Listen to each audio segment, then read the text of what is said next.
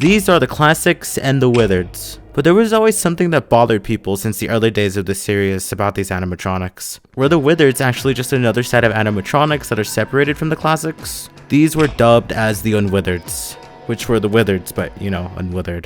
And everything begins with Five Nights at Freddy's 2, the supposed sequel to the first FNAF game where we find ourselves in the new and improved Freddy Fazbear's Pizza, with new toy animatronics and what appears to be the classics in total ruin after the first game since the pizzeria ended up closing down. But of course, as we know now, this actually wasn't the case. FNAF 2 is a prequel to the first FNAF game. See, the thing that started giving it away was that Ralph was still alive, which can lead someone to think he faked his death, that it was someone else entirely, or this was before the first game, or of course the paycheck. FNAF 2 takes place in 1987, and with the paycheck debate happening with FNAF 1 regarding when the game took place, and the general consensus was that it was in 1993. But anyways, ignoring years, FNAF 2 happens before the first game, which brings the withereds into question.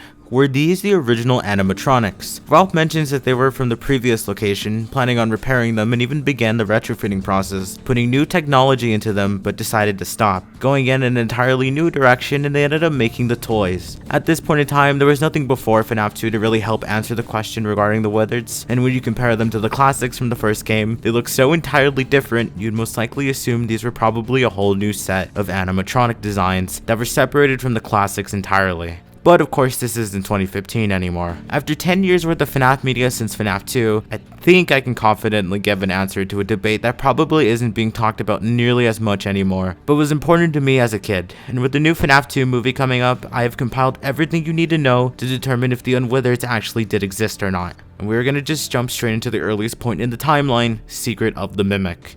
In this game, we learn more about the history of the characters and suits we have become so accustomed to, giving us a new glimpse into the story behind why these characters even exist. Since Fredbear's already exist at this point in time when Secret of the Mimic takes place in 1979, Springlock suits have been around far longer than we think. That also means Freddy and Bonnie, which are Fredbear and Spring Bonnie, are 100% William and Henry characters, leaving us with Chica and Foxy, both characters created by Fiona, along with other familiar faces. Chica's first design debut was actually from a mascot suit for Chica's Party World, before being grouped in with Freddy, Bonnie, and Foxy for the Fazbear project that Edwin was commissioned to make for Fazbear Entertainment. The Fazbear project is Freddy Fazbear's Pizza, which we know opens in 1983 thanks to this token from Help Wanted. The concept of the pizzeria looks to have existed for some time now, and it's here we meet the early prototypes of the classics for the first time, but also the prototype to the advanced Springlocks Edwin was developing for William and Henry. Obviously, MCM came crashing down after everything that happened with the Mimic, but also the fact they were getting actively sabotaged by William and Henry. The Fazbear project never got finished by Edwin. However, the location did end up happening, still opening in 1983, the same year the Bite of 83 occurred, during which FNAF 4's minigames we are shown in universe merchandise of the FNAF 1 cast, but also the toy animatronics. But not only that, the TV show which reveals the year of 1983 being called Fredbear and Friends, where we see Freddy, Bonnie, Chica, and Foxy all being shown next to Fredbear. After the Bite of 83, Fredbear's was closed down and Freddy Fazbear's Pizza was currently the only Freddy's location open now, marking the official debut of the classics we saw during Secret of the Mimic. Although we don't really know much about the 83 Freddy's location, what we do know is that the missing children's incident occurred here. On the date of June 26, 1985, someone lured 5 children into the safe room, murdering them and stuffing their bodies away inside of the classics, each one possessing their respective animatronic, leaving them with a foul odor, and parents spotting blood and mucus around their eyes, being labeled as reanimated carcasses. Freddy's was later closed by the end of the year, bringing us to 1987. The old location Ralph mentions was actually just the first Freddy's, and their attempt to retrofit and make the classics from that location more advanced is what resulted in the withereds looking the way they did, which for a similar reason we know listed from how they describe the classics in the MCI location, Ralph mentions they smelled foul.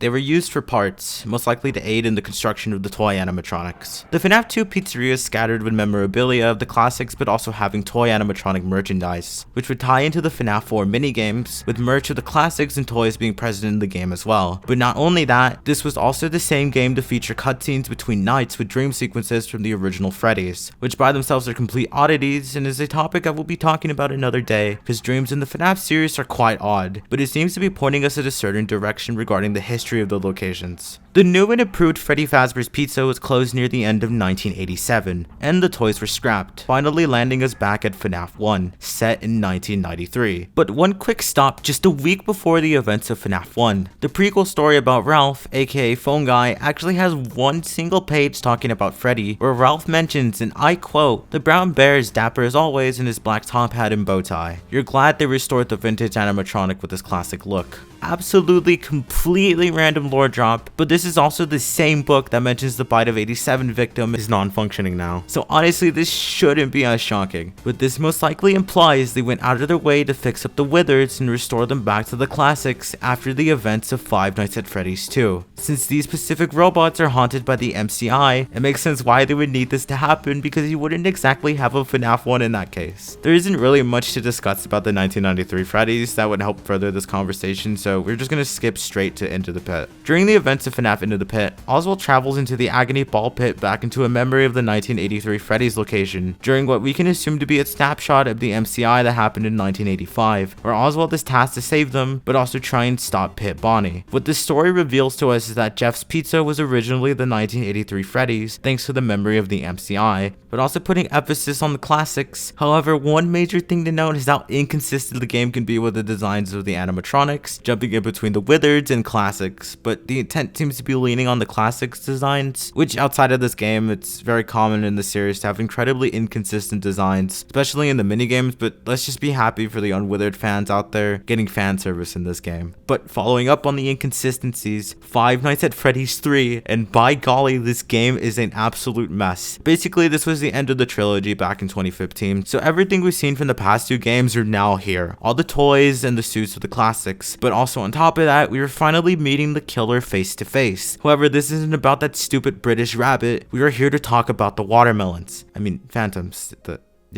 phantoms. And yeah, these are the phantoms. What the actual hell, Scott? What is this? So yeah, we have Phantom Withered Freddy, Phantom Withered Foxy, and then Phantom Classic Chica. Mind you, the other Phantoms are Puppet, Balloon Ball, and Mangle. So we have 5 FNAF 2 characters and just Chica from FNAF 1. I don't really see the intentions here, especially given how we see the suits of the classics around the building. But this also is an issue present in Help Wanted, where Phantom Freddy and Foxy are their original designs, but Chica is just completely gone. Now obviously we know the Withereds weren't added into Help Wanted much later, but even then it's probably the most confusing design choices I've ever seen. But just ignoring that, the FNAF 3 minigames and also the FNAF 2 minigames, including the Freddy from FFPS, are all inconsistently designed. And when you put them together, no wonder people end up coming to different conclusions about the intentions behind them. When none of them look the same and match certain characters more than others, that completely alters the original intention probably. Like how Fredbearer from UCN matches classic Freddy more than a sprite. So we're left probably more confused just trying to figure out like why. But outside of that, we're pretty much at the end of the road regarding the classics versus Unwithereds debate. The only things left are pretty much this one traced Withered Freddy Fazbear Entertainment logo from FFPS, featuring an unwithered design, but also as previously mentioned, it's a trace of Withered Freddy in the FNAF 2 office. And in FNAF VR, we're introduced to a new Fazbear Entertainment logo featuring classic Freddy. Obviously, this video wasn't exactly made to just completely dunk on the concept of the Unwithereds. I think it's a really cool concept, but at least canonically, it is more likely the Withers are just in fact the classics originally. However, and I think a lot of people overlook what Ralph said in FNAF 2, they were trying to turn them into the Unwithereds by attempting to repair and retrofit the classics. However, like mentioned, giving up on the process and using them for parts, which I personally think is the reason why the toys are haunted by the MCI in FNAF 2, is because of them using the FNAF 1 cast for parts, but that's an entirely different can of worms I'm not going to open right now. The history of the animatronics in FNAF is probably one of the most interesting topics ever, because there's a lot to cover, but at least regarding this conversation topic, I think the development of Freddy, Bonnie, Chica, and Foxy most likely went like this. Using Chica primarily as evidence, I do think mascot suits of these characters probably existed at some point, but I'm not entirely sure yet, so this is what the development timeline of the animatronic designs most likely look like. First, they were mascot suits, then the classics, then the Withereds, and then back to the classics again. Marking the end of this debate probably for good. Not sure about that either, but thank you for watching, and remember to always bet on the Charlie trilogy.